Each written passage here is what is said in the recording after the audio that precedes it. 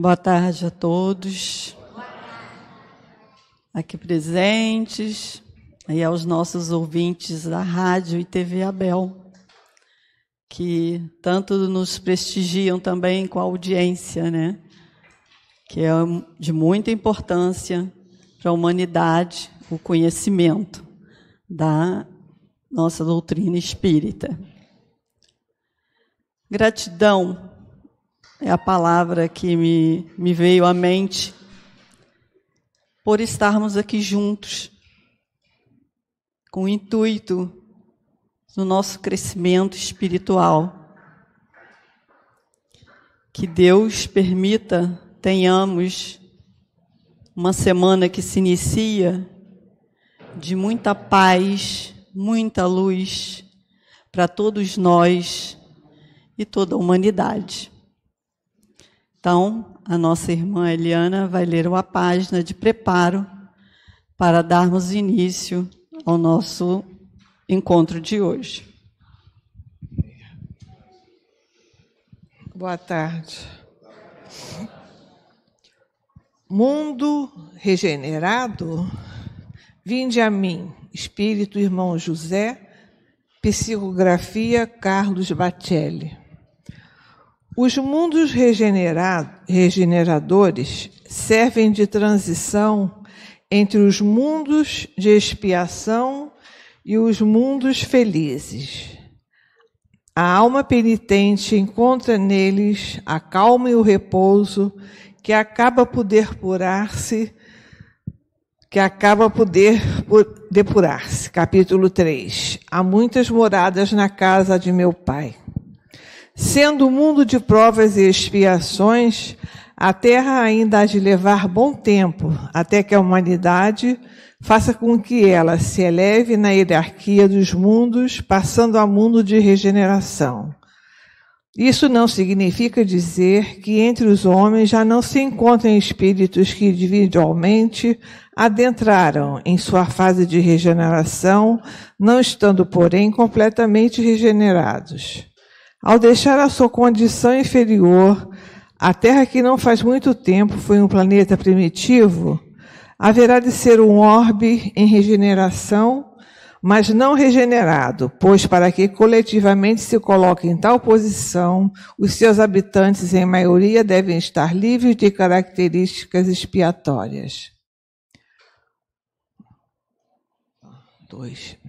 Porque tenha se arrependido de determinado deslize cometido, o homem, sem quitar o débito que contraiu e, sobretudo, vencer as inclinações inferiores que o induziram ao erro, não pode dizer-se livre de tornar a terra a errar. Assim, enquanto se encontrar em estado de regeneração, sem que, no entanto, tenha efetivamente se regenerado, o homem poderá claudicar, permanecendo indefinidamente na condição do aluno que não consegue aproveitar as lições que o promovam em seu estágio educativo. O espírito em regeneração não é um espírito regenerado, mas apenas um espírito imbuído do propósito de regenerar-se. A humanidade regenerada do futuro será uma humanidade sem faltas a serem expiadas, mas não isenta de provas a sofrer por testes indispensáveis a maiores conquistas que um dia culminem na sua perfeição. Se, portanto, o homem da terra não pode habitar um mundo em regeneração ou regenerado, nada há que o impeça de que, mesmo vivendo num orbe com características ainda marcadamente expiatórias, ele trabalhe pela sua regeneração individual, procurando não desencadear novos karmas negativos para o seu destino. Para o espírito regenerado, que não mais pratica o mal de maneira consciente, a lei de causa e efeito deixa de funcionar em seu aspecto de resgate, muitas vezes compulsório, para somente lhe acrescentar bênçãos sobre bênçãos na aquisição de méritos cada vez maiores.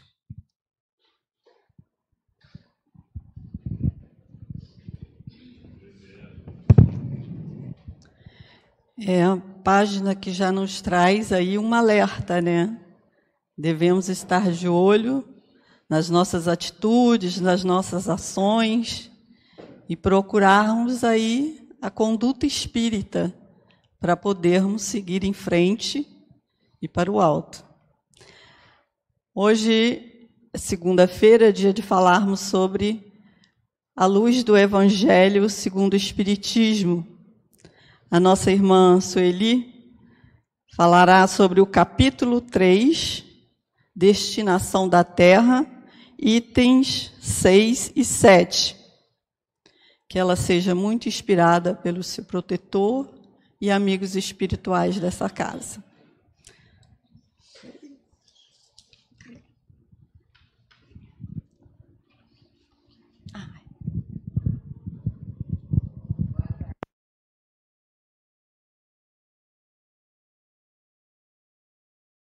Que nessa segunda-feira as nossas sensibilidades se avolumem e nós possamos falar de uma coisa linda, que é falar da terra onde nós vivemos, dentro desse universo que nós desconhecemos. Então, o início da nossa fala, eu busquei lembrar como é que está organizado o universo. O universo é habitado? É. Nós conhecemos os nossos companheiros da vida universal? Não. Nós já lhes vimos a face? Imaginamos como ele seja, como ele se apresenta? Não. Então, vamos começar a falar primeiro como é que esse universo está arrumadinho. Nesse universo que nós não sabemos sequer quantos astros quer dizer planeta, cometa, estrela, sóis. Quantos eles existem? Nós nem desconfiamos. Mas nós sabemos que há mundos mais primitivos, outros menos primitivos, outros mais ou menos, outros bem melhores e outros que é aquele onde um dia nós queremos chegar.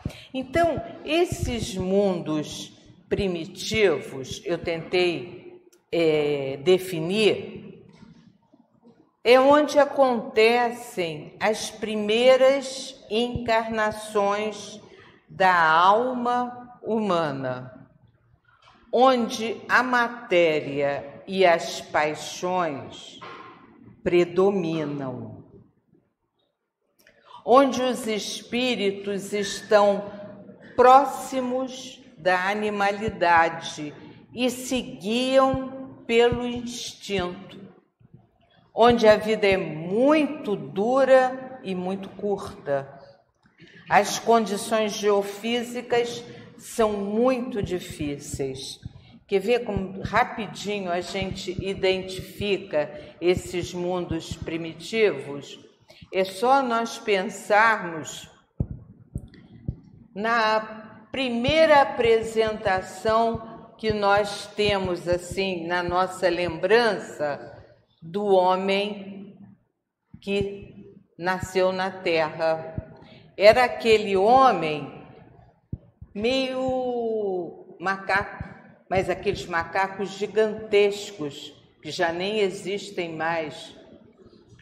É aquele limite entre a formação do homem que chegou até nós, do qual nós somos parte, e aquele outro tipo de ser que eram os macacos que conseguiam se movimentar usando pernas e braços. Claro que tudo dentro da conformidade do animal.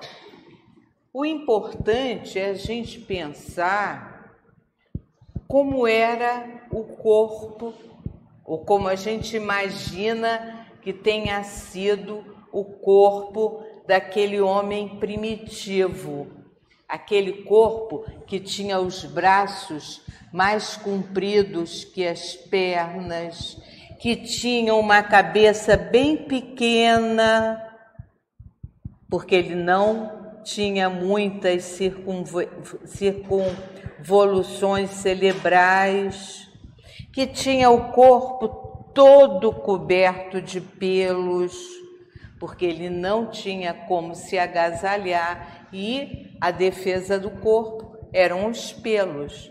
Aquele homem que vivia numa terra sujeita a mudanças climáticas diárias, onde os vulcões eram a regra, onde as águas eram quentes, onde o oxigênio era de tão má qualidade que não fazia bem ao corpo humano. Então, era uma época em que o homem vivia pouco tempo, pouquinho. A vida dele era muito curta e, obviamente, o esquema da reencarnação era muito rápido. Mas nada como o tempo. O tempo vai mudando as características do ser humano, as características do planeta. E aí a gente vê que existem mundos assim muito primitivos. Mas existem uns outros um pouquinho melhores, que são os chamados mundos de expiação e provas, onde o bem e o mal meio que se confundem, mas o mal ainda predomina.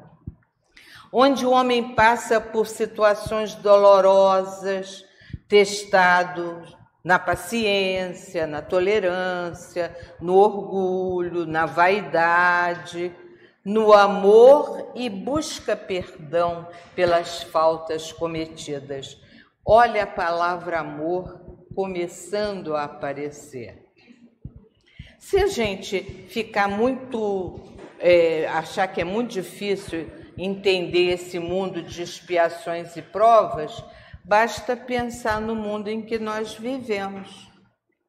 Como é que é esse mundo em que nós vivemos? É todo cheio de coisas boas? Ou a gente alterna momentos felizes com momentos infelizes? Nós próprios só fazemos coisas boas? Ou de vez em quando a gente faz umas bobagens? Mas graças a Deus nós nos arrependemos quando percebemos a bobagem que fizemos. Então, esse mundo de expiação e prova é esse momento em que nós estamos vivendo, é esse momento de evolução espiritual, material, científica, sem contar no momento que é muito importante de distinguir o certo do errado, o justo do injusto. Mas tem também mundos regeneradores, onde as almas que ainda têm que expiar, quer dizer, ainda tem falta para resolver, tem ofensa para transformar, descansam para se fortalecerem para novas experiências na matéria. É um mundo onde o mal não impera mais, mas nós ainda precisamos de nos fortalecer para viver o bem em toda a sua plenitude. Há os mundos felizes, onde o bem supera o mal, a inteligência é muito mais aguçada, a infância é curta, a vida é longa, a moralidade é mais acentuada e o amor é absoluto. Olha que maravilha o dia que nós conseguirmos chegar aos mundos felizes. E ainda os mundos celestes, onde habitam os espíritos depurados e onde o bem impera exclusivamente. Olha como nós estamos longe, nós ainda estamos na expiação e provas, mas a gente chega lá. A Terra faz parte dos mundos de expiação e provas, razão pela qual o homem vive em luta contra tantos infortúnios, infelicidades, situações difíceis. Sofre as limitações da carne, envelhece, adoece, sofre, mata e morre. Então, esse é o mundo em que nós vivemos, onde, lamentavelmente, nós ainda estamos contidos, nós, alma, tá? Estamos contidos num corpo de carne. Esse corpo sofre as consequências do tempo, então ele envelhece, as condições de saúde, ele adoece, até que chega um momento em que ele não aguenta mais tanto tempo de vida útil e morre. E para o espírito retornar à Terra, tem que esperar uma nova encarnação. Bom, mas vamos falar da gênese da Terra. Eu acho esse momento muito importante. Olhem como é a origem da Terra. A Terra, quando ela começou a querer se formar, ela não passava de uma bola de fogo. Uma bola de fogo que girava no universo. Só que, no decorrer de milênios, muitos milênios, essa bola de fogo foi resfriando. E ela foi resfriando de fora para dentro. Então, seu núcleo mais interior continua incandescente, quer dizer, continua sendo de fogo. Prova disso é a erupção de vulcões. De vez em quando, um vulcão entra em atividade e libera gases, e libera fogo, e provoca lançamento de pedras pelo ar.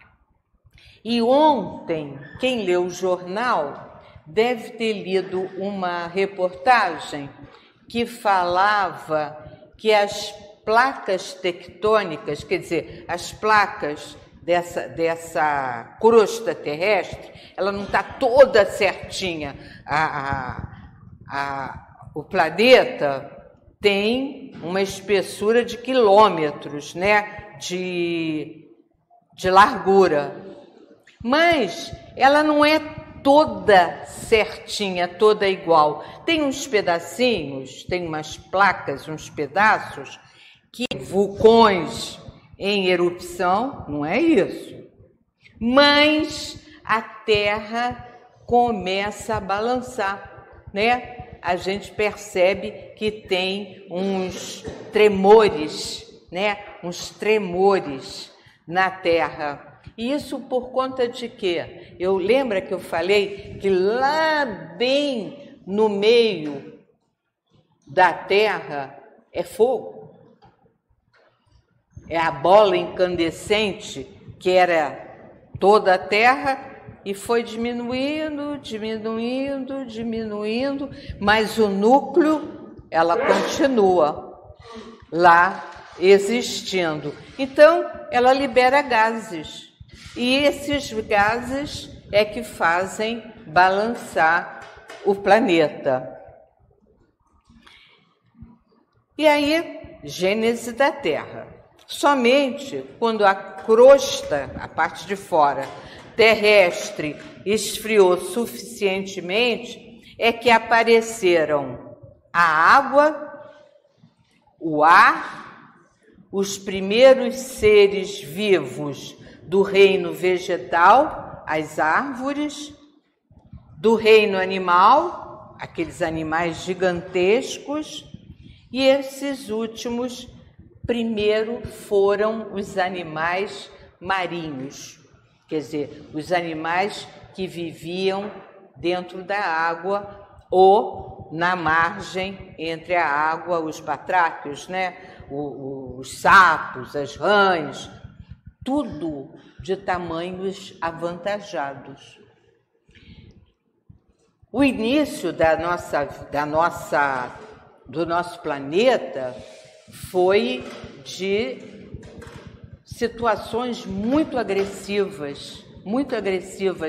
A Terra era agressiva e as pessoas e os animais que nasceram nesse ambiente tinham que ser fortes para poder conviver com aquele ambiente tão agressivo. Por isso, aqueles homens imensos, fortíssimos, mas com uma cabecinha pequena, porque eles ainda não tinham a inteligência que viriam a ter mais adiante. As árvores eram colossais, tudo era gigantesco e tudo também vivia pouco tempo. O dilúvio que a gente aprende desde que é pequenininho, o dilúvio universal, né, que aconteceu em algum momento da história da formação da Terra, aquilo era normal. No início da formação da Terra, aquilo era todo dia, né? Aquele calor intenso, as chuvas poderosas, e nós estamos agora, se a gente quer ter ideia do quão agressivo era o planeta, é só a gente lembrar dessas últimas chuvas, os estragos que elas fizeram, por exemplo, no nosso país.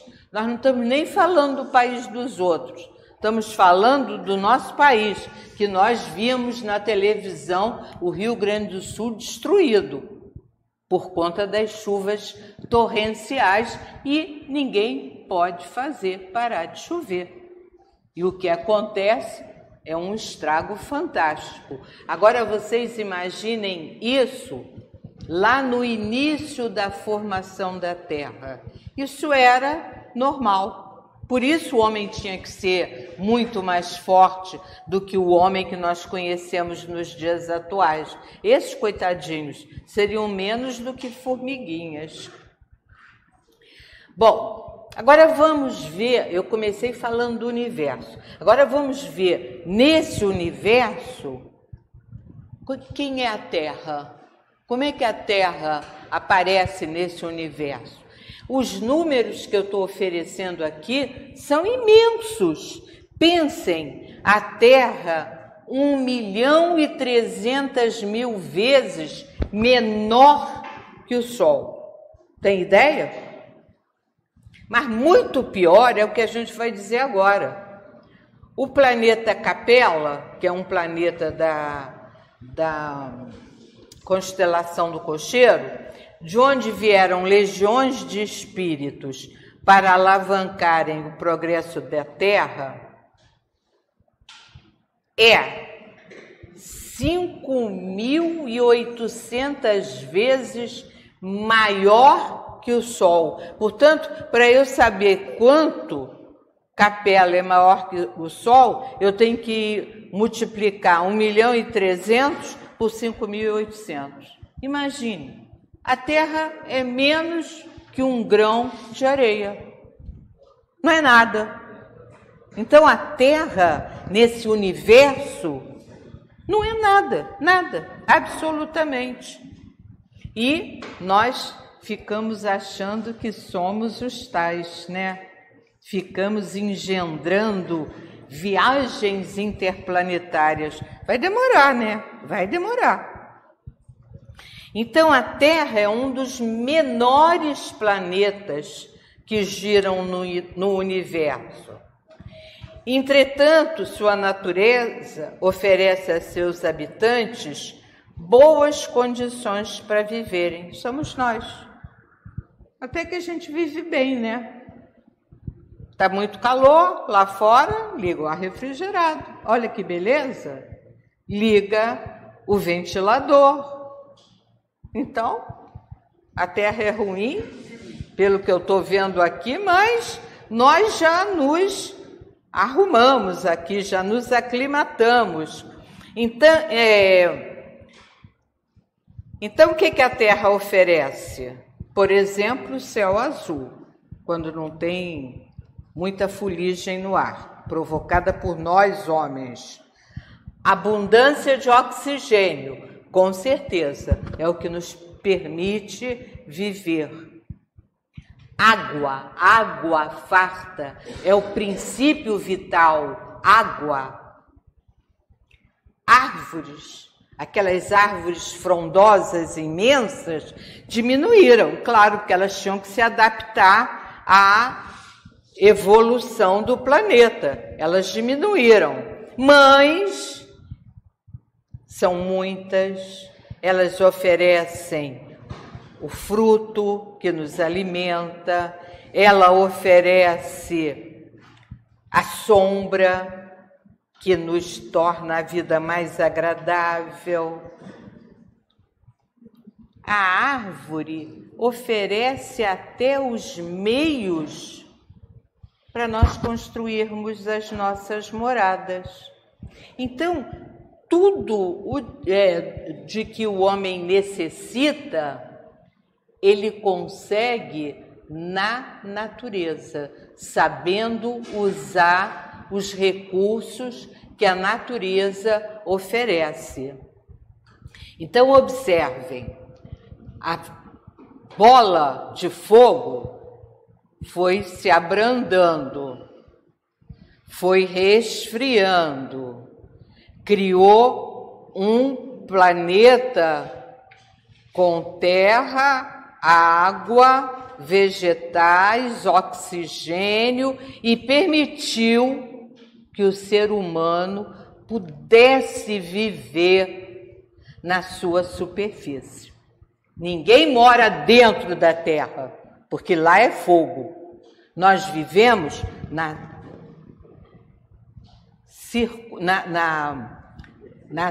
como é que fala? Na crosta terrestre, na superfície externa da Terra. Olha que beleza. Bom, e aí, em determinado momento, quando a água era bastante, o oxigênio já estava mais leve, a terra já oferecia alguma forma de morada. Apareceu o ser humano. Primeiro, aquela figura gigantesca, mal formada, feia, mas que no passar do tempo foi se organizando, foi melhorando a sua aparência. Então, os habitantes da Terra possuem as características físicas necessárias para sobreviverem no ambiente terrestre, provavelmente diferentes dos habitantes de outros planetas, porque a gente sabe que há planetas que ficam muito longe do Sol.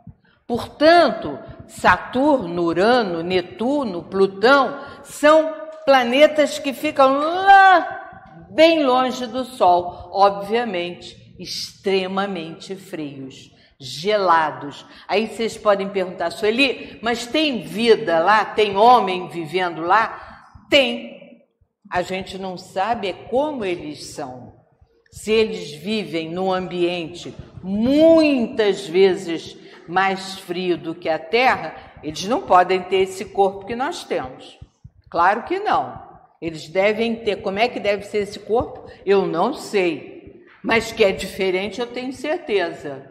Em compensação, aqueles planetas que ficam mais próximos do Sol, obviamente, tem que ter um corpo também diferente do nosso, porque vivem num ambiente muito mais quente do que a Terra.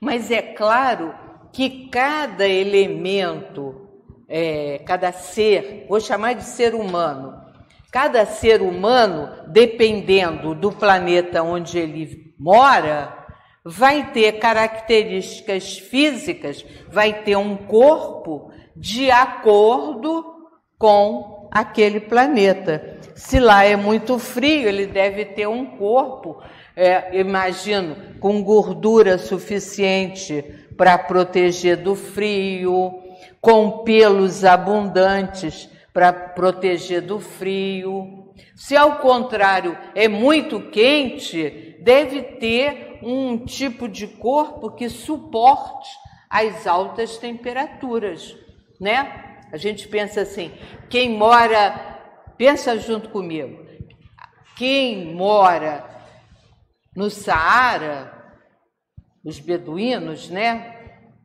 Não podem ser iguais aos habitantes do Polo Norte, lá não tem nada, no Polo Sul. Eu já fui até bem pertinho do Polo Sul, é um frio danado, que a gente não consegue se aquecer. Então, olha a diferença, esses seres humanos têm que ser diferentes.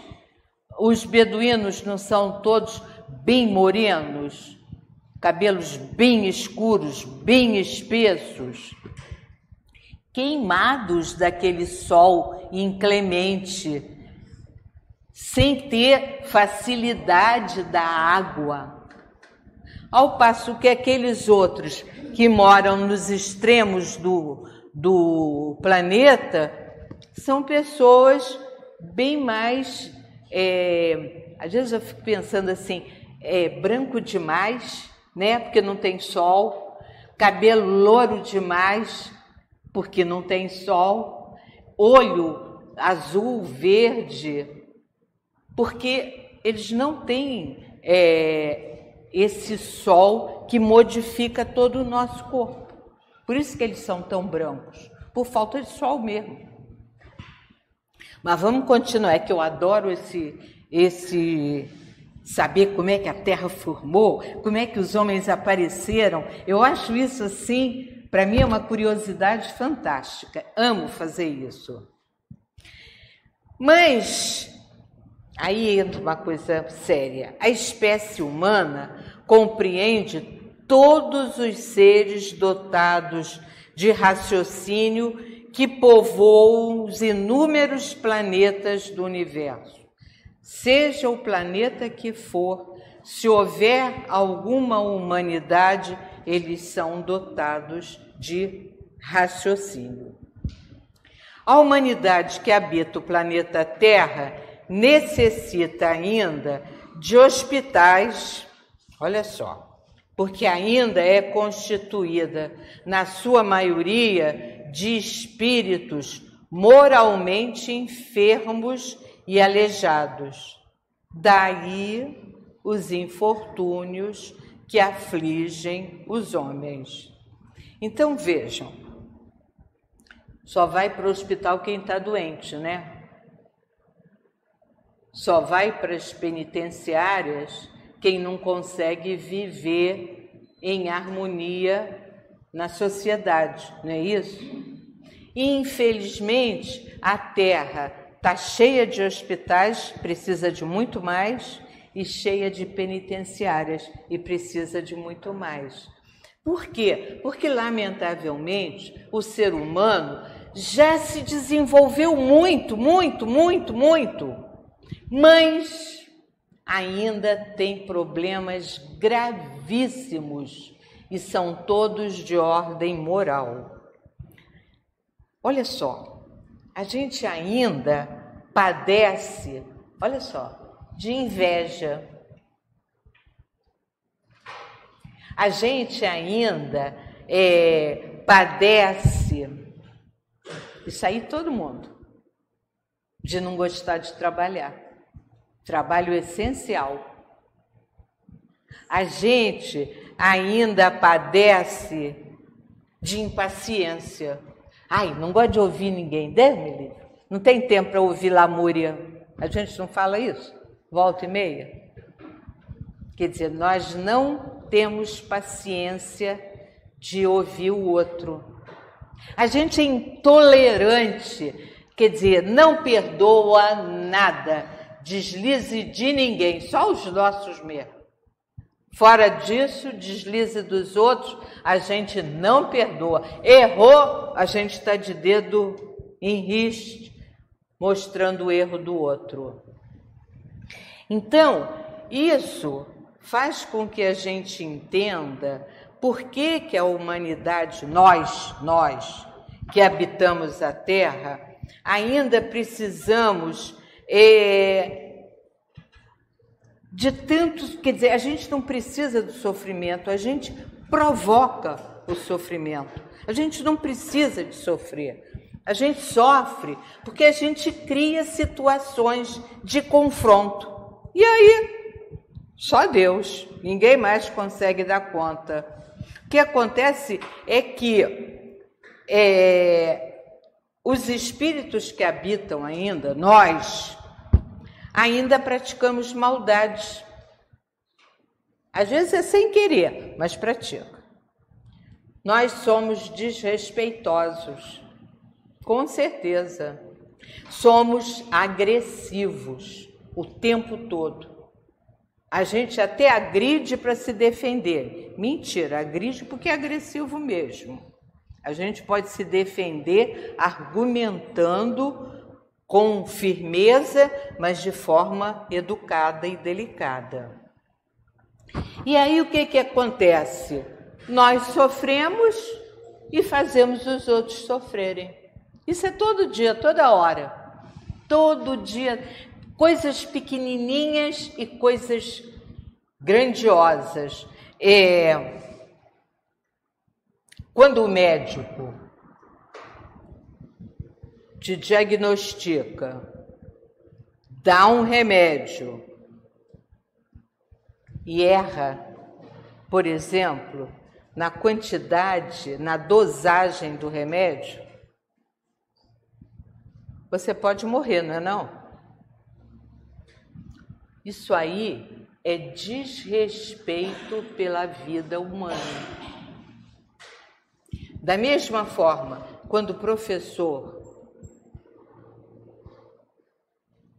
reprova um aluno, é desrespeito, porque tanto o médico tem que curar o enfermo, quanto o professor tem que ensinar, muito bem ensinado, ao seu aluno.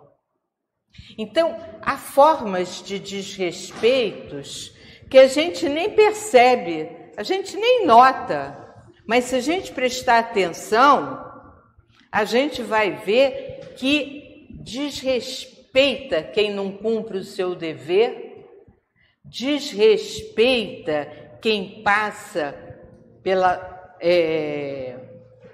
autoridade do outro. Tudo isso significa a nossa pequenez, porque nós somos seres profundamente imperfeitos, é que nós fazemos essas coisas, sofremos essas agressões e nem nos damos conta. É preciso que nós consigamos fazer da nossa vida um hino de trabalho, uma canção de amor ao próximo. Nós temos obrigação de viver levando para o outro sucesso. Nós temos que fazer com que o outro, o nosso semelhante, seja muito bem sucedido nos seus desejos de progresso. Nós precisamos respeitar o outro, mesmo não concordando com o que o outro diz e faz, mas nós temos que respeitar, mas levando uma palavra de esclarecimento. Nós não podemos deixar o outro se manter no caminho errado e cruzar os braços. Não pode ser assim, não. A gente tem que falar, eu digo sempre, a gente tem que falar até ficar rouco. Não tem importância, fica rouco. Mas não se cale diante de um caminho tortuoso que o nosso semelhante esteja tomando. Curado, o dia que o homem conseguir ficar curado das suas enfermidades morais, orgulho, vaidade, desrespeito, livre dos vícios e das torpezas que carregou por tantas encarnações, o espírito humano deixará de reencarnar na Terra, hospital e presídio, onde por tanto tempo estagiou, e será atraído para outro mundo, onde a vida é de muito melhor qualidade. Hoje em dia, a gente sabe que a Terra deve passar para uma evolução, de tal forma que alguns dos espíritos que hoje vivem na Terra não vão poder mais reencarnar na Terra. Pensem bem, não precisa de fazer muito esforço, é só lembrar do noticiário, né, do que sai na televisão, dessas... Fulano passou com um carro atirando, matou não sei lá quantos. Um ser humano desses, vocês acham que vai reencarnar na Terra? Impossível. Impossível. Isso toda hora aparece aí na televisão, né? Pessoas que passam a vida vendendo falsas verdades, vendendo ilusões, podem reencarnar na Terra? Não, simplesmente não, porque eles vão ser atraídos para outros planetas que estão como a Terra já foi em outros tempos, mais primitivo. E ele, com os conhecimentos que traz, pode ajudar no desenvolvimento desses planetas mais atrasados. Então, olha só, duas coisas boas acontecem. Ele ajuda a alavancar a evolução de outro planeta e, ao mesmo tempo, ele vai ter que sentir saudade de tudo que ele deixou na Terra. Então, é o tipo do tratamento certo, não tem erro. Ajuda de um lado e é ajudado do outro, porque na medida em que eu sinto saudade de algum lugar, eu quero voltar para lá. Se eu sinto saudade de alguém, eu quero esse alguém perto de mim. Então eu vou fazer tudo para melhorar e conseguir ter a vida que eu tinha antigamente. Bom, então qual é o destino da Terra?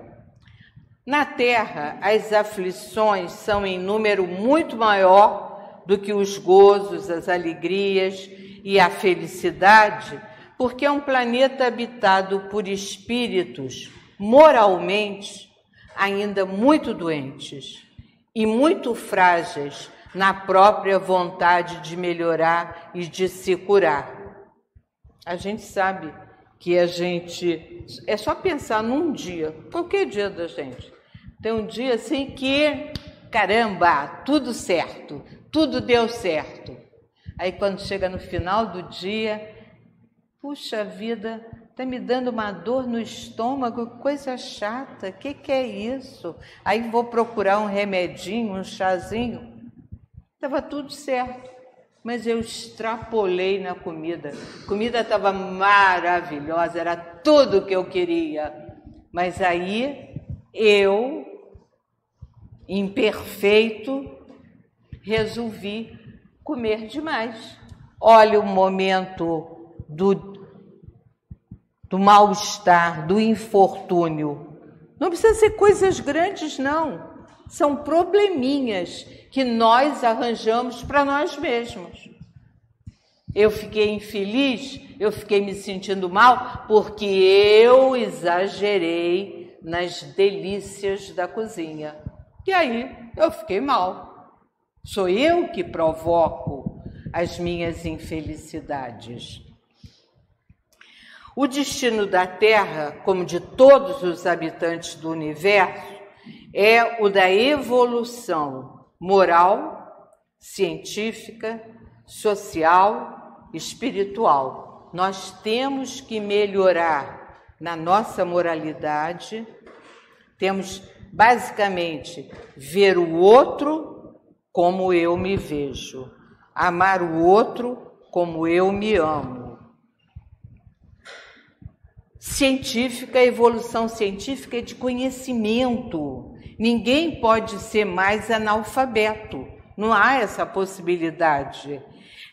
Hoje em dia, quando você fala com jovens, todos querem ir para a academia, para a universidade. Todos. Não tem ninguém que diga assim, vou parar de estudar. Chega. Não. Todos desejam ir para a academia, ir para a universidade. Por quê? Porque eles sabem que, se cursarem a universidade, devem ter propostas de trabalho de melhor qualidade. E, portanto, eles estão garantindo a vida futura deles, de cidadãos com mais recursos. Evolução social. A evolução social, gente, é não ter mais, por exemplo, homem livre e homem escravo. Isso não pode mais existir em lugar nenhum do nosso planeta. Em lugar nenhum do nosso planeta. A gente não pode mais, falando em planeta, ter gente rica e gente pobre. Não. Todo mundo tem que ter o necessário para viver, nada dos excessos. Fulano de tal é o homem mais rico da história do planeta. Que besteira! Vai morrer do mesmo jeito, não vai levar um tostãozinho, não vai ter nenhum privilégio. Então, essa evolução social tem a ver com isso, especialmente essa coisa de livres e escravos, ricos e pobres. Isso tem que acabar, gente. Para o planeta ser de boa qualidade, todo mundo tem que se sentir muito bem, muito feliz com aquilo que tem, com aquilo que é, e tentando sempre ajudar o outro, sempre olhar o outro como gostaria de ser olhado.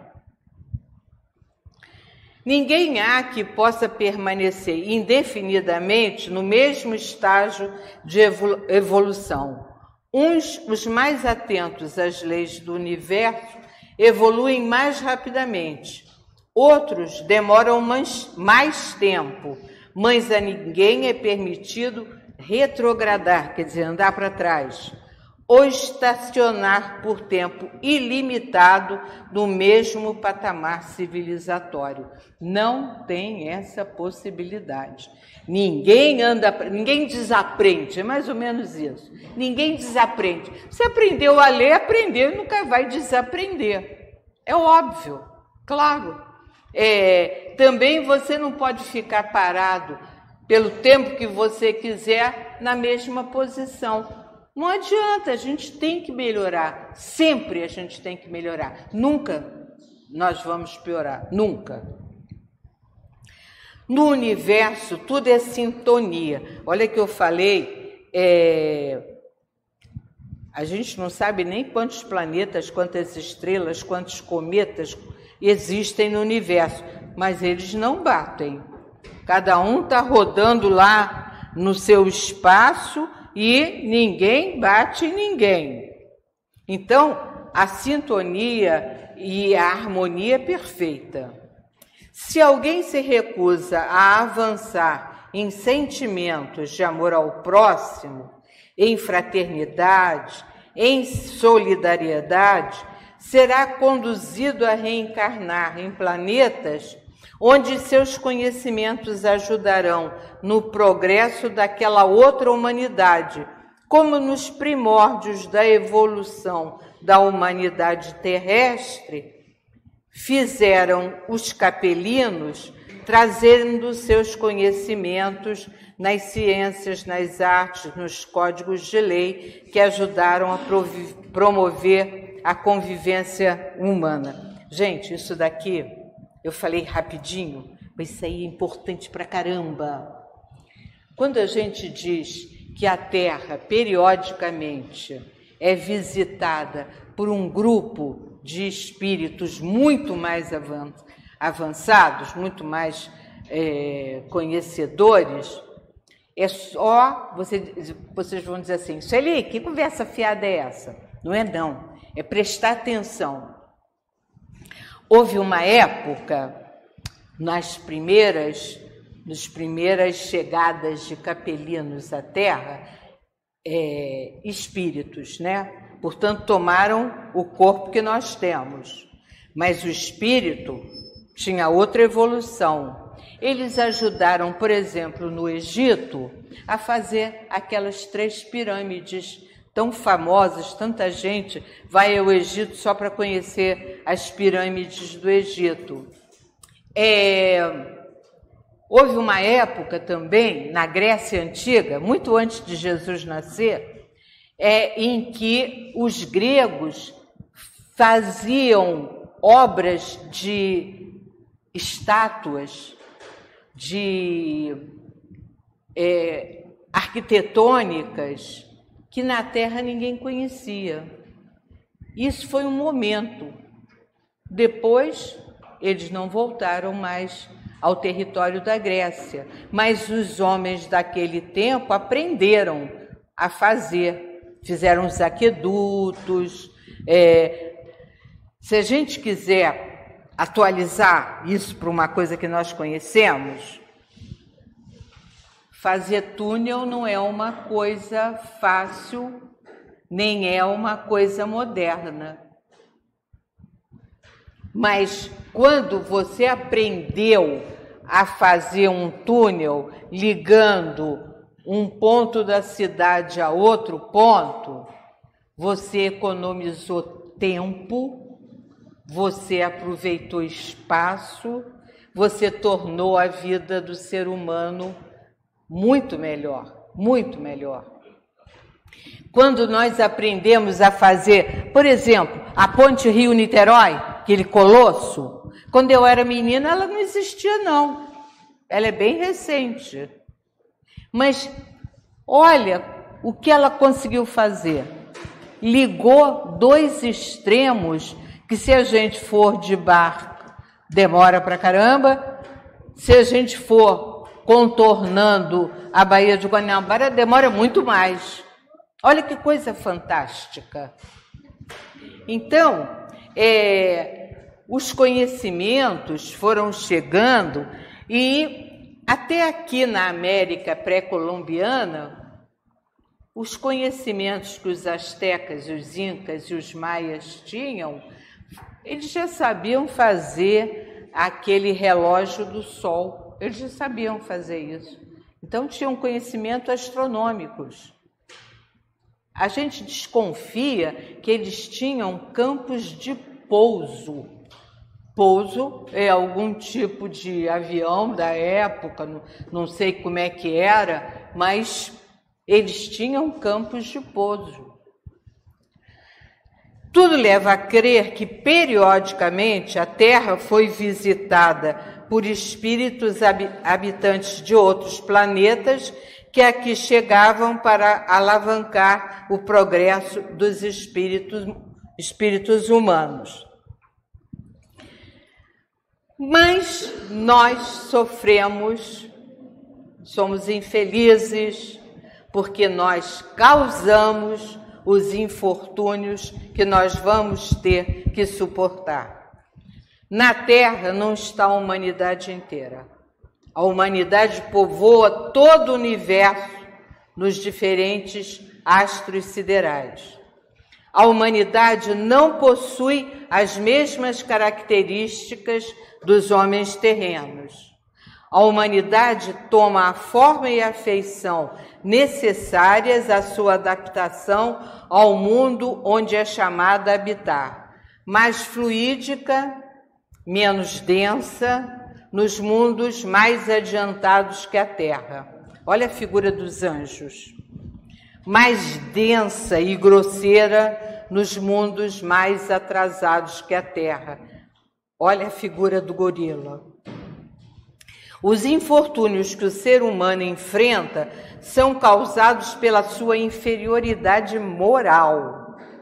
A infelicidade liga-se diretamente ao grau de materialidade do espírito humano. Quanto mais apegado às coisas da matéria, maior infelicidade causa a si e aos semelhantes. Desapegado das coisas da terra, curado fica dos seus males físicos e psíquicos e pronto se torna para habitar outras moradas mais felizes no universo. Então, quando o ser humano conseguir amar os seus semelhantes como a si mesmo e a Deus sobre todas as coisas, provavelmente conseguirá ser bem-sucedido em viagens interplanetárias.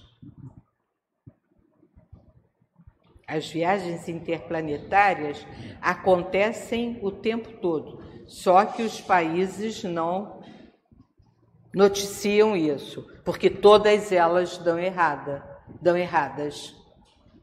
E só vai dar certo quando moralmente a Terra não tiver mais guerras, nem conflitos.